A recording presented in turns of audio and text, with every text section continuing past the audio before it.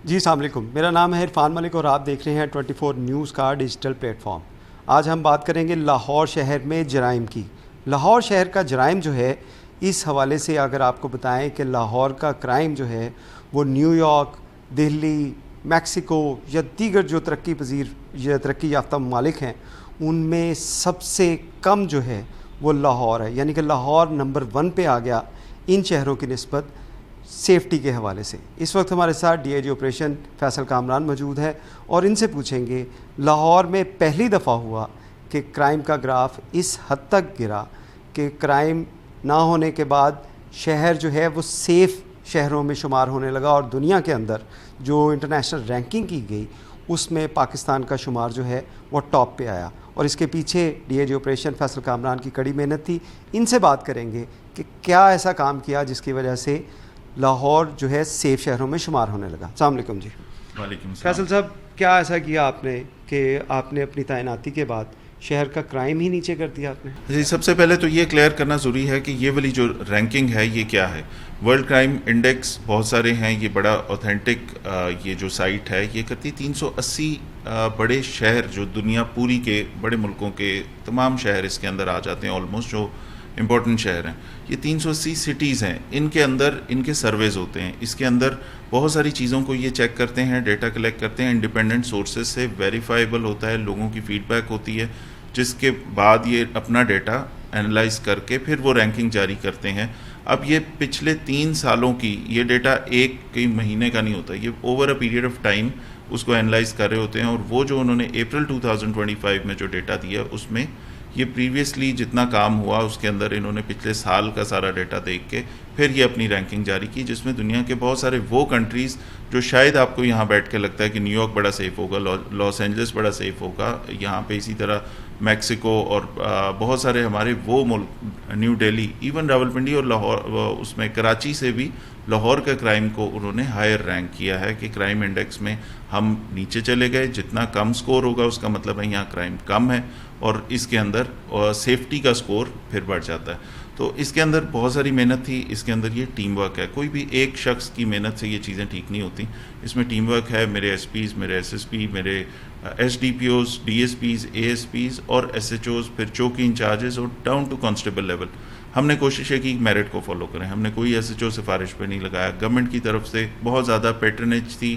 कि आप बिल्कुल मेरिट पे ट्रांसफ़र पोस्टिंग्स करें, उसका एक बहुत बड़ा रोल होता है। प्लस फिर ये जो पॉलिटिकल स्टेबिलिटी होती है इसकी वजह से ओवरऑल इम्पैक्ट, जैसे आपकी स्टॉक एक्सचेंज ऊपर बढ़ती है, जैसे आपकी और इकोनॉमिक इंडिकेटर्स बेहतर होते हैं, उसी तरह क्राइम पे भी इसका फ़र्क पड़ता है, पुलिसिंग पे भी फ़र्क पड़ता है।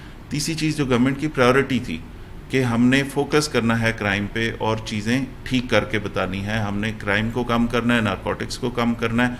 और इसी तरह जो गवर्नमेंट ने अपनी रेड लाइंस दी कि ख़वातीन वाले केसेस में, बच्चों वाले केसेस में इनके ऊपर तवज्जो ज़्यादा देनी है। तो इस विजन पे काम करते हुए हमने फोकस किया, क्राइम हॉटस्पॉट आइडेंटिफाई किए, हमने वो जगह देखी जहाँ पे क्राइम रिपीटेड होता है, हमने वो क्राइम टाइम निकाले कि कौन से ऐसे सर्टेन टाइम है, जैसे मिसाल के तौर पे कि शाम को 6 बजे से रात 12 बजे वाले जो 24 घंटे में से ये 6 घंटे क्रूशल हैं, जहाँ पे मार्केट में लोग आएंगे जाएंगे, उस जगह पे आपको फोकस करना चाहिए कि उधर रिपीटेड इंसिडेंट ना हो। एटीएम्स के बाहर कोई बड़ी बैंक रॉबरीज ये ना हो, तो उसके लिए सुबह भी बैंक रॉबरीज के ना हो, लोग कैश लेके निकलें, लुटे नहीं, उसके लिए सुबह भी एसएचओज़ ड्यूटीज़ चेक करते हैं, एसडीपीओज़ चेक करते हैं, मुझे रिपोर्ट आती है उसकी। तो ये एक बहुत सारा टीम वर्क था, बहुत सारे लोगों का कंट्रीब्यूशन था। इसके ऊपर हमने क्राइम डेटा एनालिसिस का बड़ा हमें फ़ायदा हुआ। हमने पिन पॉइंट कर लिया, तमाम 84 पुलिस स्टेशन में एक तरह की पुलिसिंग नहीं हो सकती, हर जगह पे रिक्वायरमेंट्स मुख्तलिफ हैं। कुछ ऐसे जगह हैं जो कमर्शियल सेंटर्स हैं, सुबह में चलते हैं, कुछ ऐसे हैं जहाँ रात को रश होता है। अब दोनों में डिप्लॉयमेंट आप एक ही तरह की नहीं कर सकते। सुबह की डिप्लॉयमेंट कुछ और तरह की होगी, रात का क्राइम कुछ और तरह का होगा। कुछ ऐसे एरियाज़ हैं जहाँ लेट नाइट क्राइम होता है, 12 बजे के बाद, सुबह 4 बजे के, ये 4 घंटे होते हैं जो ज़्यादा वल्नरेबल।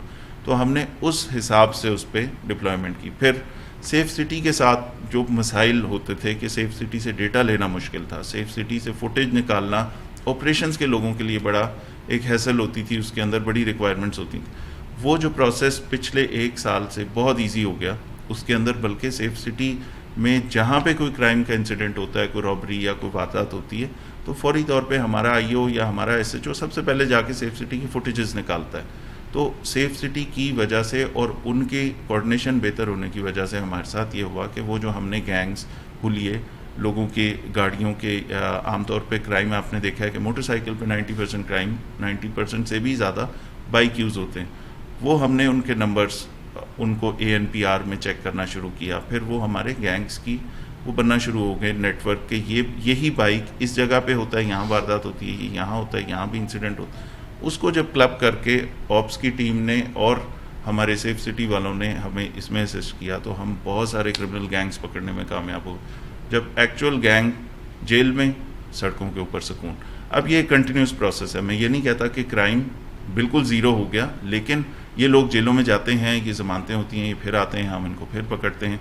ये साइकिल तो चलता रहेगा, लेकिन हम कंटिन्यूसली पिछले साल अप्रैल से इस साल अप्रैल तक आपने देखा है कि एक मुसलसल डाउनवर्ड ट्रेंड पे आ रहे हैं। वो उसकी वजह यही है, मेरिट पे पोस्टिंग्स हैं, डिटेक्शन के ऊपर बहुत सारा काम जो ऑप्सविंग कर रहा है, फिर इन्वेस्टिगेशन के साथ मिल के हम जो चलानिंग कर रहे हैं। जो इस तरह के गैंग हैं 100 मुकदमों में चलान हुआ है, 150 दफ़ा उनके ऊपर 150 मुकदमों का रिकॉर्ड है, और फिर बाहर निकलते हैं। उनको किस तरह चलान करना है, उनकी केसेस के अंदर इन्वेस्टिगेशन को हम बताते हैं कि इनकी वीडियोस हैं, वो वाले सबूत डाले जाएं ताकि हमारी प्रोसिक्यूशन को प्रॉब्लम ना हो बाद में और केस अच्छा बिल्टअप और लंबे अरसे के लिए अंदर जाएं। तो ये सारी चीज़ें हम मिल के पूरी लाहौर पुलिस इन्वेस्टिगेशन ऑपरेशन मिलके जो ये काम करी है, इससे ओवरऑल क्राइम के अंदर बड़ा ट्रेंड पड़ा है। अच्छा, इसमें आप हमें ग्राफिक्स हमें नज़र आ रहे हैं, इसके ऊपर बताएंगे हमें कि ये क्या चीज़ है और किस तरह आपने इसको एनालिसिस किया गया और उस वेबसाइट के ज़रिए क्या बताया गया कि कौन कौन से मालिक हैं, कौन कौन से शहर हैं जिनसे हम बेहतर हैं। 380 टोटल सिटीज़ हैं जो वो आप ये जो इस पे वेबसाइट का पूरा एड्रेस लिखा हुआ है, ऑथेंटिक वेबसाइट है, आप इसको चेक कर लें। ये इंटरनेशनल फिगर्स देती है 380 सिटीज़ के, पूरी दुनिया के।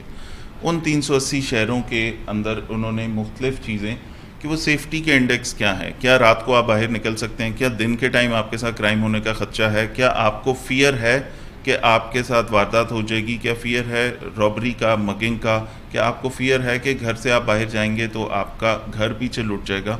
इसी तरह परसेप्शन है, करप्शन के बारे में परसेप्शन है।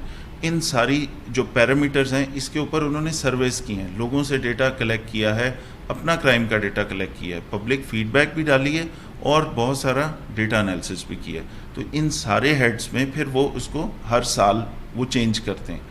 तो हर साल इसके अंदर कोई ना कोई कमी या बेशी होती है। एक टाइम था आज से 4 साल पहले कि जब हम कहीं 173वें नंबर पे थे इन मुल्कों के अंदर। अभी हमारा जो क्राइम का इंडेक्स है वो आपने देखा कि हमारा स्कोर 37 आया उसके अंदर। तो ये 37 में बर्लिन बड़ा शहर है, इस्तांबुल आप सबको पता है, रोम है, न्यूयॉर्क है, पिंडी है, जकार्ता है, लंदन है, लॉस एंजलिस भी है, लॉस एंजलिस है, वाशिंगटन है, ढाका है, ठीक है, ये न्यू दिल्ली है। आप अपने नेबरिंग कंट्रीज़ के सिटीज़ भी देख लें, आप वो भी देख लें कि जो मुल्क हम समझते हैं शायद कि बहुत तरक्की याफ्ता होंगे और वहाँ कैमरे नहीं होंगे, लाखों कैमरे लगे होंगे। न्यूयॉर्क में लाखों कैमरे होंगे, लंदन में, वहाँ पे भी क्राइम के इंसिडेंट्स क्यों होते हैं कि वो एक क्राइम की इकोनॉमी तो चल रही है, लोग जेलों में जाते हैं, बाहर निकलते हैं, दोबारा क्राइम करते हैं।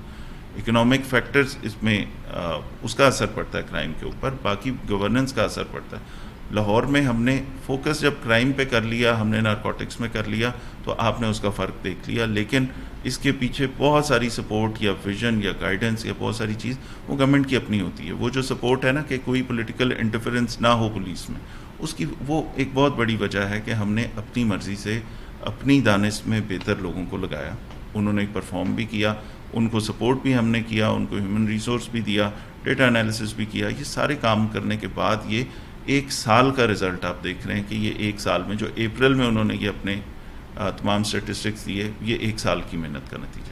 जी, जैसा कि आपने डीआईजी ऑपरेशन फैसल कामरान की बात सुनी, उनका कहना है कि इसके ऊपर पूरी जो एक फ़िज़िक्स काम कर रही थी, जिसमें हम डाकू पकड़ भी रहे थे, मुलजमान के ख़िलाफ़ चलानिंग की जा रही थी और उसके साथ साथ दीगर जो काम किए गए, जिसकी बायस लाहौर शहर जो है वो दुनिया के जो बेहतरीन शहर हैं उनसे सेफ़ सिटी जो है वो लाहौर है।